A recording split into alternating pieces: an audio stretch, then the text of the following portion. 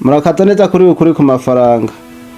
Mbese ndakubaza, uhora ubona hari abantu iterambere ryabo girirwa ku muvuduko wo hejuru, ariko hakaba hari n'abandi bantu bakora cane bagakora ijoro n'umutaga, ariko ukabona iterambere ryabo ntirivaho riri. Mbese wewe uba wibaza yuko iterambere yuko ryoba riva ku mahirwe? Ico nokubwira nuko iterambere ritava ku mahirwe, ahubwo iterambere hari imyitwarire umuntu ashobora kwitwarira mu buzima bwiwe, iyo myitwarire igatuma umuntu agira iterambere.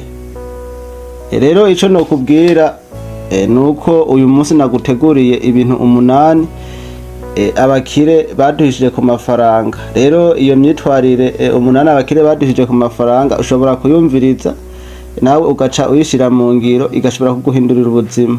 Rero nuko wofata akanya ukumviriza iyi video kuva ku ntango gushika kwiherezo, kuko hari abantu benshi iyi myitwarire yagiye ihindurira ubuzima. We nawe ushobora kuyumviriza ukayishira mu ngiro ugasanga iraguhinduriye ubuzima.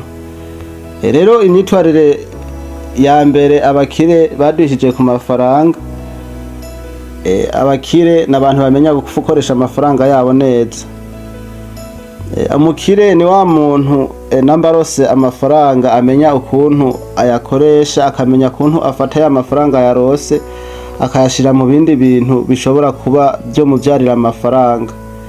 Mu gihe abakene bobo barose amafaranga ahubwo bafata ya mafaranga yabo bakayaspendinga, bakayashira mu bintu bidashobora kuba bizana ayandi mafaranga. Ico rero nico kintu abakire baduhishije ku mafaranga.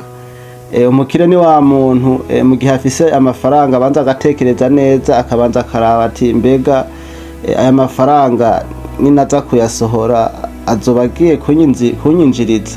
Mu gihe umukene wewe mu gihe agiye gusohora amafaranga ivyo atigera vyumvira na gatoya, ahubwo yumviriye ikintu amafaranga yiwe aba yamaze kuyarekura. Rero ico kintu abakire baragisobanukiwe cane, ni naco gituma ubona abakire baguma batera baja imbere, mu gihe naho abakene ubona batera baguma basubira hasi. Ikintu naco ca kabiri abakire baduhishije ku mafaranga, abakire bazi kuziganya. Abakire n'abantu barose amafaranga bamenya ukuntu bashobora kuyaziganya, bakamenya gukora saving.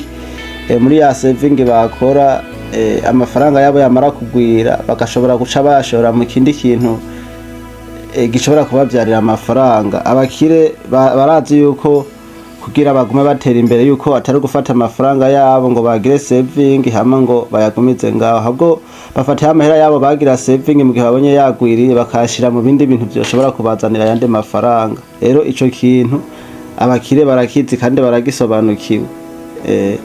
Ikindi kintu naco ca gatatu abakire baduhishije ku mafaranga, abakire bashora amafaranga yabo. Umukire ni wa muntu afata ya mafaranga yiwe akayashira nko mu andi ma business ashobora kuba yo muzanira nk'ayandi mafaranga. Akarorero ashobora kugenda kubaka nk'amazu, ayo mazu ugasanga ariho abantu bayakodesheje, ugasanga bamuha amafaranga buri kwezi. Agafata ya mafaranga yabo akayubakamwo nk'amabutike kugira ngo nyambara umuntu akoreramwo azoze arabaha amafaranga. Rero abakire ico kintu barakizi, barazi yuko gushora amafaranga yuko ari byo bituma biguma bibagira abakire. Ibintu ndiko ndakubwira, izi ni secret ndiko ndakubwira, nta handi hantu uzopfa kubisanga atari ngaha kuri urubuga rwacu rwa ukuri ku mafaranga. Rero ico no gusaba nuko bishobotse ukandana like nyamba wumva ukunda ibiganiro nk'ibi, ariko mugo naho mu gihe wumva utabikunze nta kibazo. Hama ikintu naco ca kane abakire baduhishije ku mafaranga, abakire n'abantu baba biga ku mafaranga. Umukire ni wa muntu nyamba agiye gufata amafaranga yiwe akaba ashaka kuyashira mu kintu, nyamba ari business agire yinjiremo, nuko abanza akiga, abanza agasoma ibitabo, akabanza akagenda akaraba kuri abantu bakoze ca kintu bamaze gutera imbere muri ico, akabegera akababaza neza. Rero umukire n'umuntu abakire burya n'abantu bikunda kandi bikunda cane. Rero ni wa muntu kugira aje mu kintu abanza akagisesengura akabanza akakimenya neza kugira ngo amafaranga yiwe ntashobore guhomba kuko abazi imvune y'amafaranga. Ikintu naco ca gatanu abakire baduhishije ku mafaranga, abakire birinda gusesagura. Umukire ni wa muntu nyamba agiye nko mw'isoko ava muhira afise intumbero y'ikintu agiye kugura, ava muhira yamaze gupanga ibintu agiye kugura. Si wa muntu agenda mw'isoko ngo ahita abona ngo akantu ngo karamuryoheye ace akagura atagapangiye. Oya, abakire suko bameze. Umukire abantu birinda gusesagura amafaranga yabo. Ikindi kintu naco ca gatandatu abakire baduhishije ku mafaranga, abakire n'abantu bihanganira igihe. Abakire kuko iyo asize nk'amafaranga nko mu kintu akabona ca kintu ntikiriko kiranyaruka kumuha inyungu, umukire n'umuntu ashobora kwihangana ahubwo agashobora gufata n'amafaranga akayashora mu kintu abona yuko kizoshobora kumuvyarira umusaruro mu myaka 20. Abanza akaraba neza ico kintu asizemwo ayo mahera, mu gihe ababona avuga ati iki kintu mu myaka 20 ndabona ko kizoshobora kumvyarira amafaranga kandi menshi cane, ico kintu umukire atera yagisizemwo amafaranga.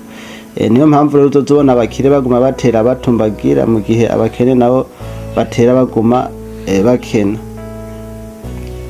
Ikindi kintu naco abakire baduhishije ku mafaranga, abakire n'abantu bashobora guhitamwo abantu bashobora kugendana,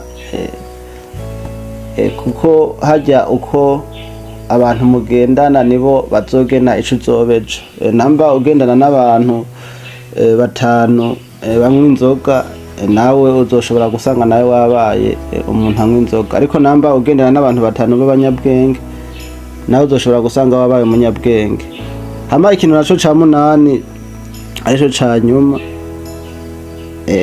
numva no babwira abakire baduhisha. Abakire n'abantu badatinya gutangura. Umukire we warazi yuko ikintu mu gihe acinjiyemo hakiri kare yuko ariho aba afise amahirwe yuko ashobora gutsinda mw'ico kintu. Rero nawe ico nobasaba nuko nyamba ufise nka projet ushaka gukora nuko woyinjiramo ubunyene ugatangira ubu ugakora hakiri kare kugira ngo ubone gushika ku ntsinzi ya kare. Rero abakire ivyo barabisobanukiwe, barazi yuko gutangira gukora ari gutangira ubu, apana kuvuga ngo uzotangira ejo ngo uzotangira mu mwaka uza, ahubwo tangira ubunyene utangire buke buke, ugende uriga mu makosa yawe, nyamba ukosheje urabe ukuntu wogenda urakosora. Nuko bisaba kugira ushike kw'iterambere, bisaba gutangira ubu ugakora nubwo biba bigoye. Hama ico numva nababwira nuko ubukire atari amahirwe, ahubwo ubukire ni ibintu ukora buri munsi ukavyimenyereza. Ubukire ntabwo ari amahirwe.